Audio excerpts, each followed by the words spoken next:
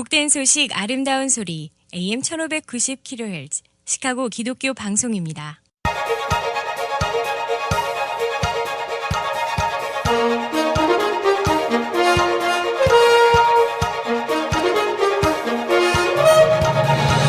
김정일 해설위원의 시사 해설. 세상을 넓게 봅니다.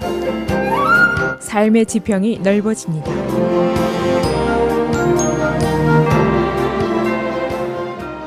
시사 해설입니다. 화이트하우스가 원투 펀치를 맞고 있다라고 언론들이 표현을 하고 있습니다. 첫째로 브렛 캐버나우 대법원 판사의 지명전이 의회의 성추행이라는 복병을 만나서 지금 궁지에 빠져 있습니다. 그런데 여기에 엎친 데 덮친 격으로 로드 로젠스타인 법무부 차관의 퇴임 문제가 말썽으로 떠오르고 있습니다. 어제까지 그가 과연 파이어를 맞을 것인가 아니면은 자진 사임할 것인가가 화제의 중심이었습니다. 그가 오랫동안 트럼프의 가시방석에 앉아 있었던 것은 뭐 다 아는 이야기고, 그러나 그가 트럼프를 비밀 녹음하려고 했다는 보도가 터지면서 진 위는 고사하고 그가 그 자리를 지키기가 매우 어려워졌습니다. 이번 목요일이 매우 중요한 날입니다. 우선 캐버나우 판사가 상원 청문회에 나가서 성추행 사건에 대한 증언을 시작하는 날이고, 그리고 두 번째는 로젠스타인 차관이 트럼프 대통령과 독대를 하고 그의 거취 문제를 상의하는 날입니다. 이 두 가지 이슈가 모두 11월 중간선거 결과와 관계가 깊고, 또 중간선거의 결과에 따라서 트럼프 자신에게 큰 영향이 미치게 되고, 또 이 사안이 러시아 선거 개입 수사, 또 특검 말러에게 미칠 영향도 지대합니다. 그래서 이 두 가지 예상치 못한 사건들로 인해서 화이트하우스와 의회가 지금 고심을 하고 있습니다. 오늘은 이 두 사건의 개요를 다시 한번 정리하고 이 사건들의 파급 영향이 어디까지 미칠 것인가 하는 여러 가지 예상들을 종합해 보겠습니다. 먼저 로젠스타인 법무부 차관의 거취 문제입니다. 지난 주말부터 금요일, 토요일, 일요일, 어제 월요일까지 그가 화이트하우스를 들락거리면서 사임을 한다 또는 파이어를 맞는다 하고 그의 거취 문제가 큰 관심의 대상이 되어 왔었습니다. 그의 거취가 러시아 수사 그리고 특검의 위치 또 트럼프 자신의 법적인 위치에도 깊숙이 관계가 있는 것이고, 또 11월 선거에도 영향을 미칠 수 있는 사안이기 때문입니다. 그의 퇴장이 파면이냐 또는 사임이냐, 이것이 거론되는 그 이유부터 말씀을 드리겠습니다. 트럼프와 로젠스타인의 거북한 사이는 뭐 세상이 다 아는 이야기입니다. 그가 법무부 차관 자리에 앉아 있었지만은 그게 결국 가시방석이었습니다. 그가 특검을 구성한 장본인이고 로버트 말러를 특검으로 임명을 한 장본인입니다. 그런데 최근에 뉴욕타임스가 보도한 것인데 그 내용을 보면은 전 FBI 부국장이었던 이 사람도 역시 파이어를 맞았는데 앤드루 맥커비의 메모 때문입니다. 이 메모에 로젠스타인이 비밀리에 트럼프를 녹음하려고 했다. 또 제25 수정헌법을 발동해서 트럼프를 권좌에서 내쫓으려고 논의를 했다. 이런 내용이 들어있습니다. 이 메모가 보도된 이후에 로젠스타인이 사실이 아니다라고 극구 부인을 했습니다마는 그러나 그의 입장은 아주 매우 거북해졌습니다. 그래서 그가 이 자리에서 빠져나와야 되는데 그 형식이 문제입니다. 그는 화이트하우스에 들어가서 화이트하우스 변호사 그리고 비서실장과 만나서 사임 의사를 밝힌 것으로 보도가 됐습니다. 처음에 그는 자신의 파면을 기대하고 화이트하우스에 들어갔었습니다. 그러나 트럼프는 지금 뉴욕 의원에 가 있고 화이트하우스 측은 그의 사임을 만류하는 입장입니다. 우선 11월 선거에 악영향을 미칠 것을 우려하고 있고, 또 민주당에게 공격거리만 제공할 수도 있다. 그런 우려 때문입니다. 그래서 그가 이번 목요일 유엔에서 돌아오는 트럼프와 만나기로 일정을 잡고 있습니다. 트럼프와 만남 후에 어떤 일이 벌어질지는 아직도 분명치가 않습니다. 그러나 그가 사임을 하든 파면을 당하든 여러 가지 중대한 문제가 발생할 수가 있습니다. 우선 특검과 러시아 수사가 어떻게 될 것인가 하는 문제가 있습니다. 그가 바로 특검의 러시아 수사의 감독자이고 또 특검 자체의 임명권자이고, 반면에 트럼프는 이를 극히 혐오하고 있고 이런 상황 때문입니다. 이 말러 수사는 2016년도 선거에서 트럼프와 그의 측근들이 러시아와 선거 결과를 유리하게 만들기 위해서 야합을 했느냐의 여부를 조사하고 있는 것인데, 러시아는 힐러리 클린턴을 혐오했고 그녀의 낙선을 위해서 민주당 컴퓨터를 해킹했고 비밀 정보를 빼내서 흘렸다, 그런 혐의를 받고 있습니다. 그런데 이 수사가 말러 특검의 손에서 약간 다른 방향으로 가고 있습니다. Objection of Justice, 사법 방해죄가 있느냐 없느냐, 이쪽으로 가고 있습니다.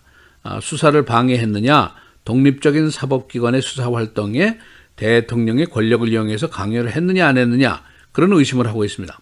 지금 말러가 트럼프에 대한 직접 신문을 원하고 있고 소환장 발부도 불사하겠다, 그런 생각을 가지고 있습니다. 그런데 이 소환장 발부라는 것이 특검의 감독기관인 법무부가 결재를 해야 가능합니다. 또 더 나아가서 트럼프의 사법방해죄가 성립이 된다고 하더라도 법무부가 결재를 해야만이 후속 조치를 할 수가 있습니다. 그러니까 권력의 관계로 보면은 트럼프가 아무리 대통령이라도 특검이나 FBI 국장을 인사를 마음대로 할 수가 없습니다. 법무부 장관만이 할 수 있도록 이렇게 규정이 되어 있습니다. 그리고 만일 로젠스타인이 사라지면은 그 후임자가 차석의 노엘 프란시스코라는 사람이 되는데, 그런데 그가 법무부에 입부하기 전에 로펌에 있었는데 그 로펌이 바로 트럼프의 선거 본부를 변호하던 회사입니다. 그래서 소위 conflict of interest, 이해상충 관계가 성립이 되는데 이것도 문제입니다. 그러니까 트럼프는 로젠스타인을 쫓아내야 하는데, 그런데 로젠스타인은 러시아 수사 감독권자고 말러 특검이 임명권자였습니다.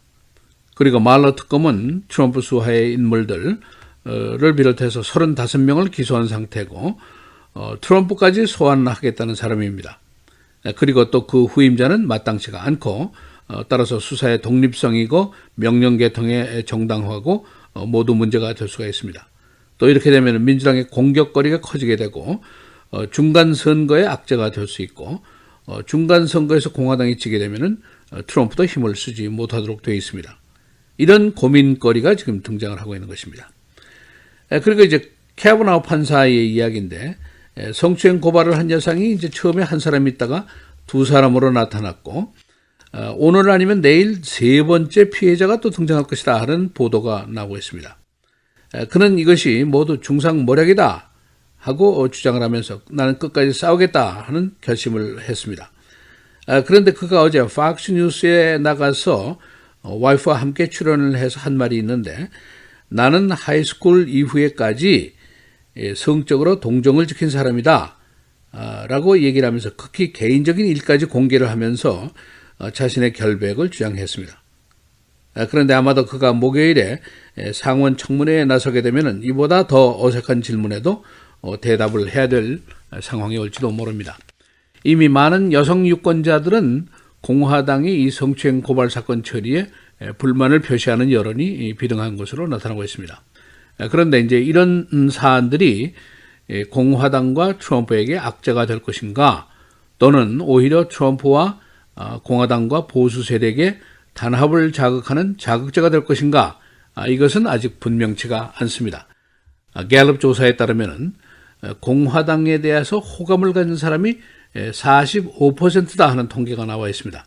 이것은 근년에 가장 높은 공화당에 대한 호감도의 표시라고 볼 수가 있습니다. 시사해설 김재일입니다.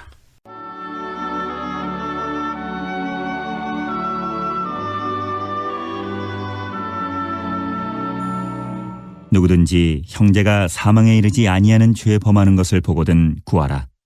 그리하면 사망에 이르지 아니하는 범죄자들을 위하여 그에게 생명을 주시리라. 사망에 이르는 죄가 있으니 이에 관하여 나는 구하라 하지 않노라. 모든 불의가 죄로 돼 사망에 이르지 아니하는 죄도 있도다.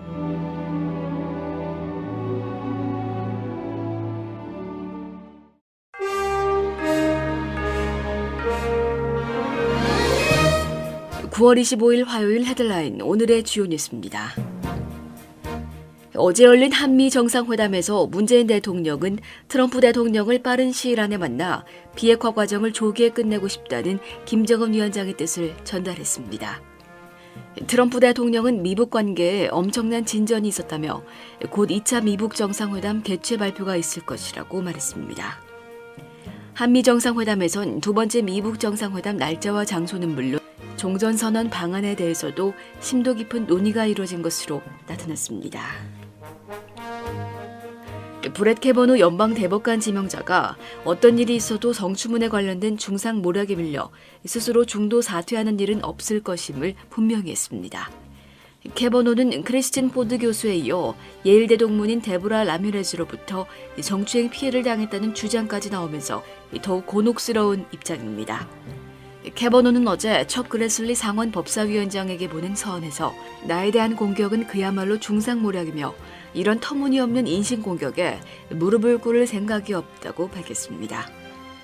캐버노는 어제 박스뉴스와의 인터뷰에서도 자신의 아내와 함께 출연해 새로운 성추행 의혹에 대해서도 부인했습니다.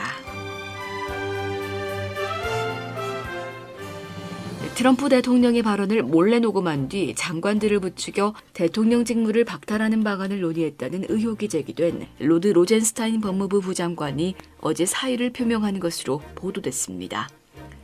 언론은 로젠스타인 부장관이 트럼프 대통령의 해임 조치를 예상하고 잔 켈리 백악관 비서실장에게 구두로 사의를 표명했다고 전했습니다. 소식통은 로젠스타인 부장관은 자신이 해임될 것으로 생각하고 있다고 말했습니다. 로젠스타인 부장관의 거취는 트럼프 대통령이 제73차 유엔 총회 일정을 마치고 워싱턴 DC로 복귀하는 오는 27일 이후 결정될 것으로 보입니다.